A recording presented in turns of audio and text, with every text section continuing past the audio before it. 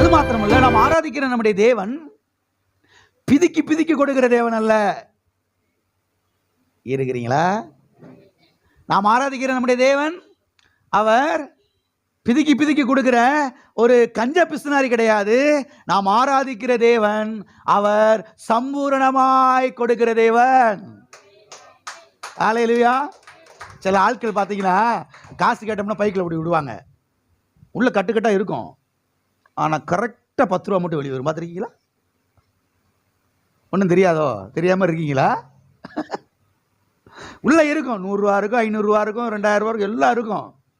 ஆனால் கரெக்டாக என்ன செய்யும், உள்ளேருந்து பிதிக்கிடுவாங்க.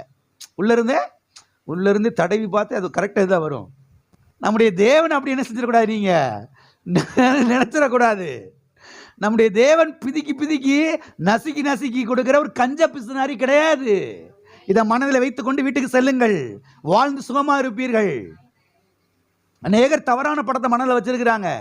கத்தர் பிதுக்கி பிதுக்கி தான் கொடுப்பாரு, கத்தர் வந்து நசுக்கி நசுக்கி தான் கொடுப்பாரு, அதுக்கு மேலே நகட்ட மாட்டாரு, அதுக்கு மேலே என்ன செய்ய மாட்டாரு, நகட்டவே மாட்டாருன்னு சொல்லி பாருங்க. இன்னைக்கு சபையில் போதிக்கப்படுகிறது கிடையாது.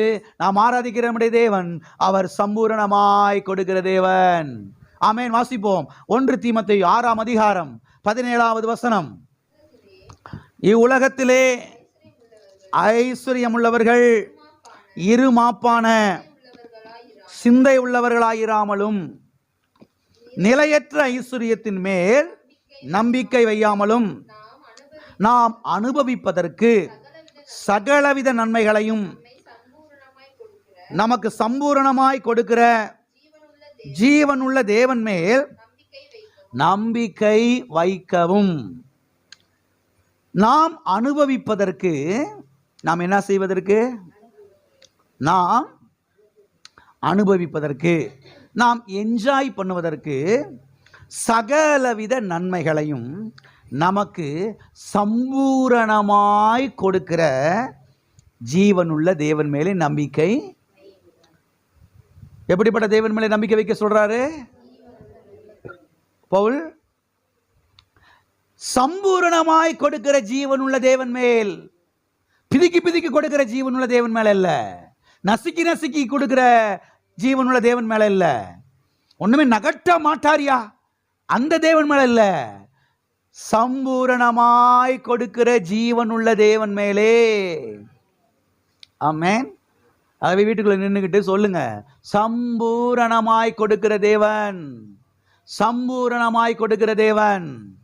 பிதுக்கி பிதுக்கி கொடுக்கிற தேவன் அல்ல, நசுக்கி நசுக்கி கொடுக்கிற தேவன் அல்ல, பிதுக்கிற தேவன் அல்ல, தாராளமாய் கொடுக்கிற தேவன், ஏராளமாய் கொடுக்கிற தேவன்.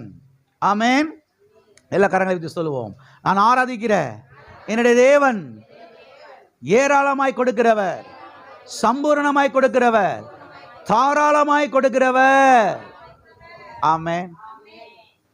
சிலர்கிட்ட ஏராளம் இருக்கும், ஆனால் தாராளமாக செய்ய மாட்டாங்க, கொடுக்க மாட்டாங்க. அவங்களுக்கு பேர் என்னது? கஞ்ச பிசுனாரி. நம்முடைய தேவன் யார் தெரியுமா? அவர்கிட்ட ஏராளம் இருக்குது, தாராளமும் கொடுக்க செய்வாரு. அவர்கிட்ட ஏராளம் இருக்குது, தாராளமாக என்ன செய்யறாரு?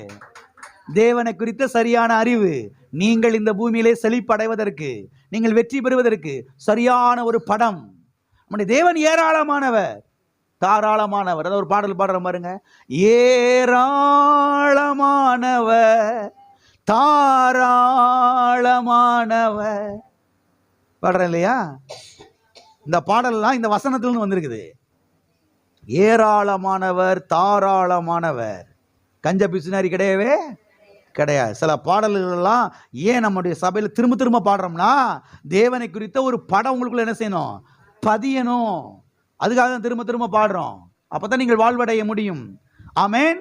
ஆகவே நம்முடைய தேவன் யார்? அவர் பிதுக்கி பிதுக்கி கொடுக்கிற தேவன் அல்ல, அவர் சம்பூரணமாய் கொடுக்கிற தேவன். அநேக கிறிஸ்தவர்கள் என்ன நினைக்கிறார் என்று சொன்னால், நாம் பரலோகத்துக்கு போன பிறகு கர்த்தர் அள்ளி அள்ளி என்ன செய்வாரு, கொடுப்பாரு. எங்க போன பிறகு? பரலோகத்துக்கு போனது பிறகு என்ன செய்வாரு, அள்ளி அள்ளி கொடுப்பாரு. இந்த பூமியில நமக்கு ஒண்ணுமே என்ன செய்ய மாட்டாரு, கொடுக்க மாட்டார் என்று என்ன செய்யறாரு அநேக கிறிஸ்தவர்கள் நினைக்கிறார்கள். இது முற்றிலும் தவறான ஒரு எண்ணம். இந்த பூமியிலேயே அவர் நமக்கு அள்ளி அள்ளி கொடுக்கிற தேவனாய் என்ன செய்கிறார்? இருக்கிறார். அள்ளி அள்ளி கொடுக்கிற தேவனாய் இருக்கிறார். சம்பூர்ணமாய் கொடுக்கிற தேவனாய் இருக்கிறார். ஆகவே சம்பூர்ணமாய் கொடுக்கிற ஜீவன் உள்ள தேவன் மேலே உங்களுடைய கண்களை என்ன செய்யுங்கள்? பதித்து வையுங்கள். எல்லா கரங்களுக்கு சொல்லுவோம், நான் ஆராதிக்கிற என்னுடைய தேவன் சம்பூர்ணமாய் கொடுக்கிற தேவன், அவர் ஏராளமாய் கொடுக்கிற தேவன். ஆமென்.